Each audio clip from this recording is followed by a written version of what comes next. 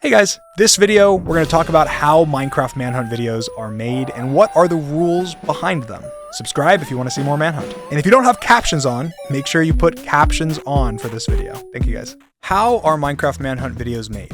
The thing is, Manhunt seems like a super simple game. I try and speedrun while my friends try and kill me. If they kill me once, they win. If the dragon dies, I win. But it's really not that simple. If we just left it at that, there would usually be about two scenarios. One, the runner dies almost immediately and therefore loses, and that's pretty lame. Or two, the runner gets away one time, finds the nearest ocean, and then boats as far as possible and just speedruns the rest of the game with hunters nowhere to be found. Also a pretty boring result. So, you need some rules to fix that. The rules are one of the reasons that the Manhunt videos are actually so good, because there's a lot of thought that goes into every decision surrounding the rules, and they're each made with a specific purpose, to make the videos as entertaining as possible. So, what are the rules? First of all, let's start with the seed itself. It's not just a random seed. The seed itself is pre-scouted and picked by a third party. This also includes the spawn location, because we don't usually use the vanilla spawn location.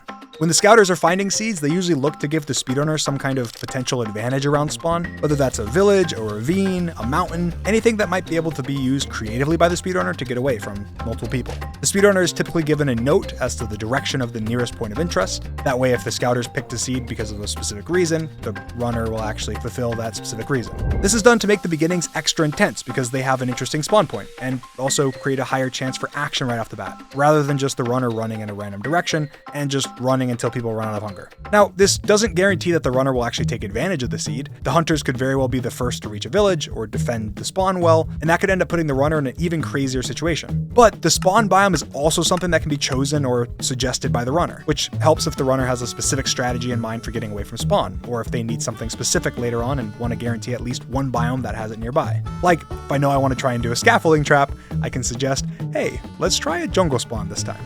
And again, that doesn't actually give the runner any advantage, but it kind of does because the runner can be more prepared and take advantage of their surroundings quickly. Now, if the hunters kill the runner this early, that doesn't make for a good video. But of course, it's bound to happen. Minecraft is a game of chance, and you're also going against many players. This early when you have nothing, you will probably die most of the time, and that would be the shortest manhunt ever.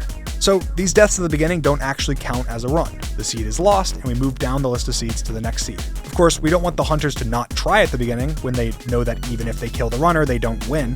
So I have to incentivize them for killing the runner this early. If the hunters kill the runner at any point before the video would be a good video, like right off a spawn, they get a cash prize of an undisclosed amount. This gives them incentive to always try their hardest, which makes the beginning of manhunts extra thrilling. Another benefit to the runner here is that means they can try crazier things towards the beginning of the video, knowing that they will at worst owe the hunters some money. That's why some of the most memorable manhunt plays happen towards the beginning, like the boat clutch. My dream! Wait, what? What? Oh my gosh! The ladder clutch, Yes! Yes! Yes! Yes! the mountain dive, etc. If I go splat this early, you just won't see it. It gives me a cool opportunity to try some epic plays, knowing that, yeah, it sucks, but I haven't made that much progress, so it's okay. Now we have reached the mid-game, and I'm heading to the Nether. This is when things get really intense. From this point on, most of the time, if I die, it's GG. Now, if I was able to just run far away and build a new portal in the Nether, then I would basically win every single time from this point on.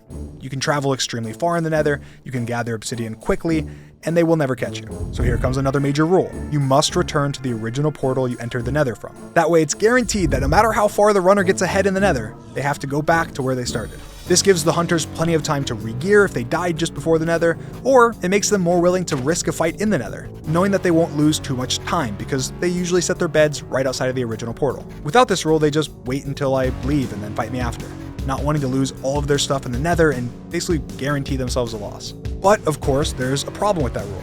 If I have to return to a specific portal, it's super easy to just trap that portal. So we made an additional rule, no Nether portal traps. You can camp the portal, you can even build things like lava or TNT around it on the Nether side, but there's no trapping the other side of that portal. The intention is to promote fights around the portal, not traps, so just don't trap it. Now, I've left the Nether and I'm heading towards the end. There's tons of different strategies in Minecraft that are super OP, so we kind of just adjust rules on the fly after manhunts. The general rule of thumb is that once you've used a specific tactic once, it's banned from then on. So if the hunters traded with villagers one manhunt and got full diamond armor, that was their one chance to do it. It either works or it doesn't, and they have to come up with something new next time. This keeps the manhunts fresh every time, forces innovation, and also makes us be careful about wasting a cool strategy, which usually leads to the cooler strategies ending up back-to-back in a singular manhunt, which makes the videos pretty awesome. Because of course we realize after the beginning, when something cool happens and I get away, this is the one. Pull out all your strats.